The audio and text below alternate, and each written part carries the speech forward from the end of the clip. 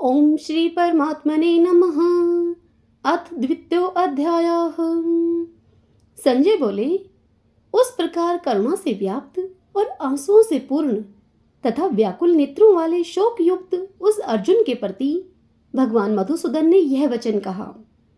श्री भगवान बोले, हे अर्जुन, तुझे इस असमय में यह मोह किस हेतु से प्राप्त हुआ है? क्योंकि न तो यह श्रेष्ठ पुरुषों के द्वारा आचरित है, न स्वर्ग को देने वाला है और न कीर्ति को करने वाला ही है। इसलिए हे अर्जुन, नपुंसकता को मत प्राप्त हो, तुझमें यह उचित नहीं जान पड़ती। हे परंतप, हृदय की तुच्छ दुर्बलता को त्याग कर युद्ध के लिए खड़ा हो जा। तब अर्जुन बोले, हे मधुसूदन, मैं रणभूमि में किस प्रकार बाणों से भीष्म पितामह और द्रोणाचार्य के विरुद्ध लड़ूंगा? क्योंकि हे अरिसुधन, वे दोनों ही पूजनीय हैं।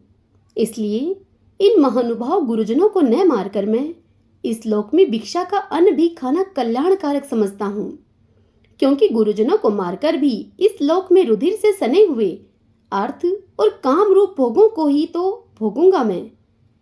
हम यह भी नहीं जानते कि हमारे लिए युद्ध करना और न करना, इन दोनों में से कौन सा श्रेष्ठ है, अथवा यह भी नहीं जानते कि उन्हें हम जीतेंगे या वो हमको जीतेंगे। और जिनको मारकर हम जीना भी नहीं चाहते, वे ही हमारे आत्मीय धृतराष्ट्र के पुत्र हमारे मुकाबले में खड़े हैं। इसलिए कायरता रूप दोष से उपहत हुए स्वभाव वाला तथा धर्म के विषयों में मोहित चित हुआ मैं आपसे पूछता हूँ कि जो साधन निश्चित कल्याणकारक हो वह मेरे लिए आप कहिए। क्योंकि मैं आपका शिष्य हूँ, इसलिए आपके शरण हुए मुझको आप शिक्षा दीजिए। क्योंकि भूमि में निष्कंटक धन धान्य संपन्न राज्य को और देवताओं के स्वामीपने को प्राप्त होकर भी मैं उस उपाय को नहीं देखता हूँ जो मेरी इंद्रियों के सुखाने वाले शोक को दूर कर सके। संजय धृतराष्ट्र से कहते हैं, हे राजन, निंद्रा को जीतने वाले अर्जुन अंतर्यामी श्री कृष्ण महाराज के प्रति इस प्रकार कहकर फिर श्री गोविंद भगवान से युद्ध नहीं करूंगा यह स्पष्ट कहकर चुप हो गए। हे भरतवंशी धृतराष्ट्र, अंतर्यामी श्री कृष्ण महाराज दोनों सेनाओं के बीच में शोक करते हुए उस अर्जुन को हंसते हुए यह वचन बोले। श्री भगवान बोले, हे अर्जुन, तू न शोक करने योग्य मनुष्यों के लिए शोक करता है और पंडितों के से वचनों को कहता है, परंतु जिनके प्राण चले गए हैं उनके लिए और जिनके प्राण नहीं गए हैं उनके लिए भी पंडित जन शोक नहीं करते। न तो ऐसा ही है कि मैं किसी काल में नहीं था, तू नहीं था, अथवा ये राजा लोग नहीं थे, और न ऐसा ही है कि इससे आगे हम सब नहीं रहेंगे। जैसे जीवात्मा की इस देह में बालकपन, जवानी और वृद्धा अवस्था होती है, वैसे ही अन्य शरीर की प्राप्ति होती है। इस विषय में धीर पुरुष मोहित नहीं होते। हे कुंती पुत्र, सदा सर्दी गर्मी सुख दुख को देने वाले इंद्रिय और विषयों के संयोग तो उत्पत्ति विनाशशील और अनित्य हैं। इसलिए हे भारत, उनको तू सहन कर। क्योंकि हे पुरुष श्रेष्ठ, दुख सुख को समान समझने वाले जिस धीर पुरुष को ये इंद्रिय और विषयों के संयोग व्याकुल नहीं करते, वह मोक्ष के योग्य होता है। असत वस्तु की तो सत्ता नहीं है और सत का अभाव नहीं है। इस प्रकार इन दोनों का ही तत्व तत्वज्ञानी पुरुषों के द्वारा देखा गया है। नाश रहित तो तू उसको जान जिससे यह संपूर्ण जगत दृश्य वर्ग व्याप्त है। इस अविनाशी का विनाश करने में कोई भी समर्थ नहीं है। इस नाश रहित अप्रमेय नित्य स्वरूप जीवात्मा के ये सब शरीर नाशवान कहे गए हैं। इसलिए हे भरतवंशी अर्जुन, तो युद्ध कर। जो इस आत्मा को मारने वाला समझता है तथा जो इसको मारा हुआ मानता है, वे दोनों ही नहीं जानते। क्योंकि यह आत्मा वास्तव में न तो किसी को मारता है और न किसी के द्वारा मारा जाता है। यह आत्मा किसी काल में भी न तो जन्मता है और न यह मरता ही है, तथा न यह उत्पन्न होकर फिर होने वाला ही है। क्योंकि यह अजन्मा, नित्य, सनातन और पुरातन है। शरीर के मारे जाने पर भी यह नहीं मारा जाता है। हे प्रथापुत्र अर्जुन, जो पुरुष इस आत्मा को नाश रहित, नित्य, अजन्मा और अवयव समझता है, वह पुरुष कैसे किसको मरवाता है और कैसे किसको मारता है। जैसे मनुष्य पुराने वस्त्रों को त्याग कर दूसरे नए वस्त्रों को ग्रहण करता है, वैसे ही जीवात्मा पुराने शरीर को त्याग कर दूसरे नए शरीरों को प्राप्त होता है। इस आत्मा को शस्त्र नहीं काट सकते, इसको आग जला नहीं सकती, इसको जल नहीं गला सकता और वायु सुखा नहीं सकती, क्योंकि यह आत्मा अच्छेद है। यह आत्मा अदाह है, अक्लेग है और निसंदेह अशोष्य है, तथा यह आत्मा नित्य, सर्वव्यापी, अचल, स्थिर रहने वाला और सनातन है। यह आत्मा अव्यक्त है, यह आत्मा अचिंत्य है और यह आत्मा विकार रहित कहा जाता है। इससे हे अर्जुन, इस आत्मा को उपयुक्त प्रकार से जानकर तू शोक करने के योग्य नहीं है, अर्थात तुझे शोक करना उचित नहीं है। किंतु यदि तू इस आत्मा को सदा जन्मने वाला तथा सदा मरने वाला मानता हो, तो भी हे महाबाहो, तू इस प्रकार शोक करने को योग्य नहीं है, क्योंकि इस मान्यता के अनुसार जन्मे हुए की मृत्यु निश्चित है और मरे हुए का जन्म निश्चित है। इससे भी इस बिना उपाय वाले विषय में तू शोक करने को योग्य नहीं है। हे अर्जुन, संपूर्ण प्राणी जन्म से पहले अप्रकट थे और मरने के बाद भी अप्रकट हो जाने वाले हैं, केवल बीच में ही प्रकट हैं। फिर ऐसी स्थिति में क्या शोक करना है। कोई एक महापुरुष ही इस आत्मा को आश्चर्य की भांति देखता है और वैसे ही दूसरा कोई महापुरुष ही इसके तत्व का आश्चर्य की भांति वर्णन करता है, तथा दूसरा कोई अधिकारी पुरुष ही इसे आश्चर्य की भांति सुनता है और कोई कोई तो सुनकर भी इसको नहीं जानता। हे अर्जुन, यह आत्मा सबके शरीर में सदा ही अवैध है। इस कारण संपूर्ण प्राणियों के लिए तू शोक करने के योग्य नहीं है, तथा अपने धर्म को देखकर भी तू भय करने योग्य नहीं है, अर्थात तुझे भय नहीं करना चाहिए, क्योंकि क्षत्रिय के लिए धर्मयुक्त युद्ध से बढ़कर दूसरा कोई कल्याणकारी कर्तव्य है ही नहीं। हे पार्थ, अपने आप प्राप्त हुए और खुले हुए स्वर्ग के द्वार रूप इस प्रकार के युद्ध को भाग्यवान क्षत्रिय लोग ही पाते हैं। किंतु यदि तू इस धर्म युक्त युद्ध को नहीं करेगा, तो स्वधर्म और कीर्ति को खोकर पाप को प्राप्त होगा, तथा सब लोग तेरी बहुत काल तक रहने वाली अपकीर्ति का भी कथन करेंगे, और माननीय पुरुष के लिए अपकीर्ति मरण से भी बढ़कर है। और जिनकी दृष्टि में तू पहले बहुत सम्मानित होकर अब लघुता को प्राप्त होगा, वे महारथी लोग तुझे भय के कारण युद्ध से हटा हुआ मानेंगे।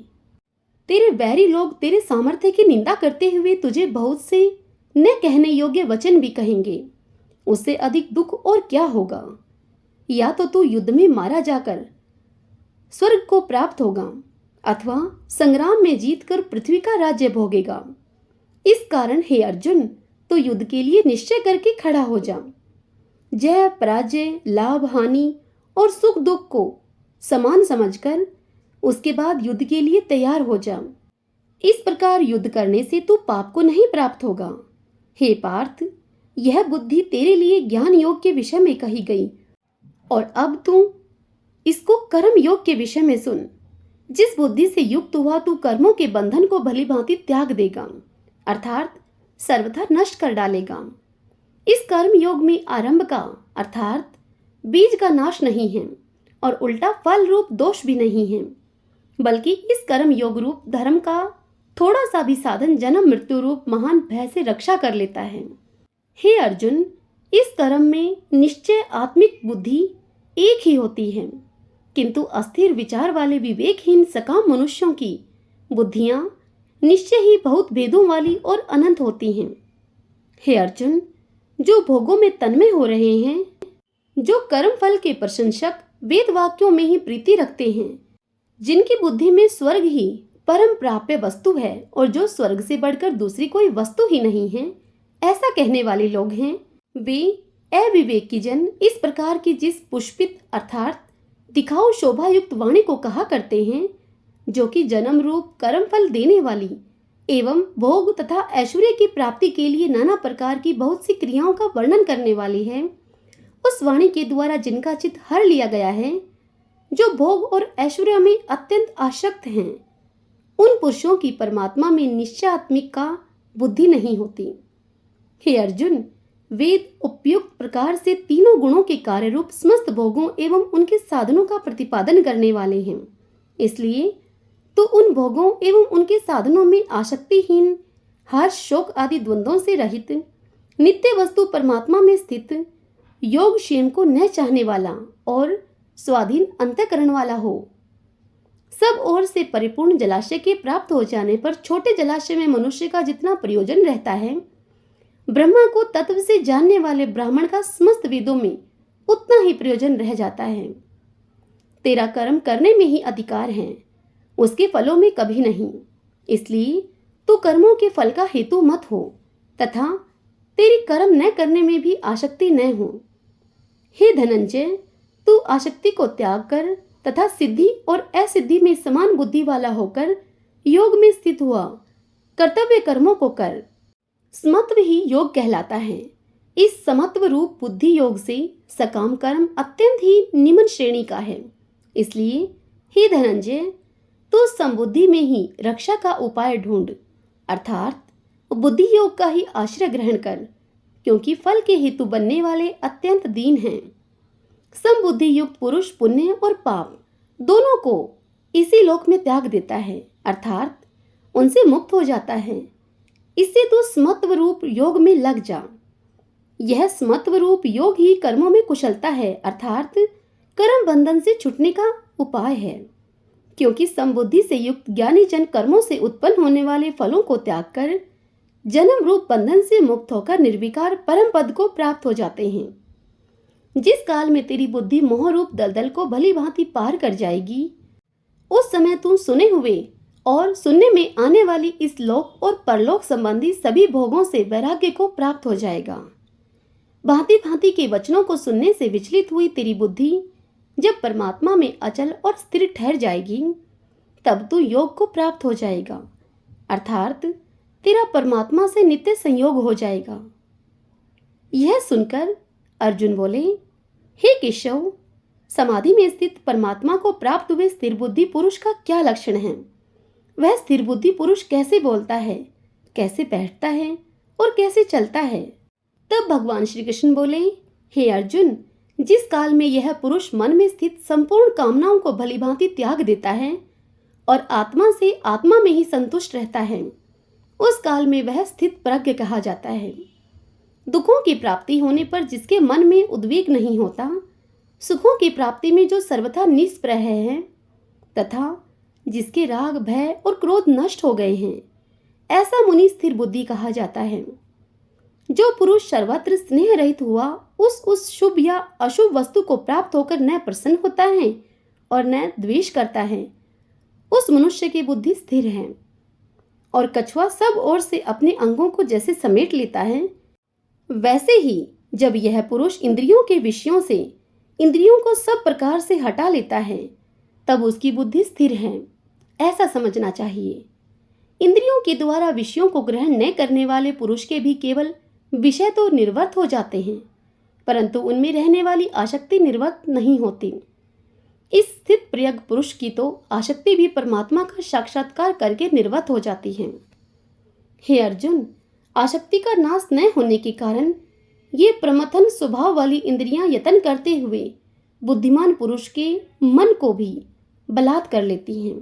इसलिए साधक को चाहिए कि वह उन संपूर्ण इंद्रियों को वश में करके सम्माहित चित हुआ मेरे परायण होकर ध्यान में बैठे, क्योंकि जिस पुरुष की इंद्रियां वश में होती हैं, उसकी बुद्धि स्थिर हो जाती है। विषयों का चिंतन न करने वाले पुरुष की उन विषयों में आसक्ति हो जाती है। आसक्ति से उन विषयों की कामना उत्पन्न होती है और कामना में पिघल पड़ने से क्रोध उत्पन्न होता है। क्रोध से अत्यंत मूढ़ भाव उत्पन्न हो जाता है। मूढ़ भाव से स्मृति में भ्रम हो जाता है।